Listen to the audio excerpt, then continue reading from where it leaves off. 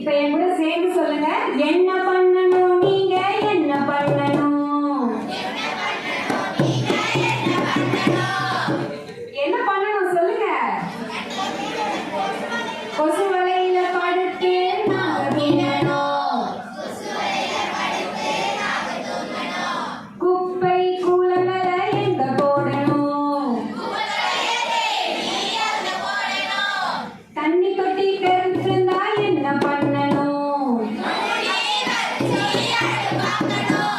சரி, இதெல்லாம் பாட்டோட இல்லாம நம்ம தினமும் நம்மளோட வாழ்க்கை பயன்பாட்டு நீங்க செய்வீங்க அப்படின்னு நம்ம நம்புறோம். நன்றி, வணக்கம். ரொம்ப நல்லா இருந்தது அவங்களோட puppet show. I really appreciate the effort they have taken to display it.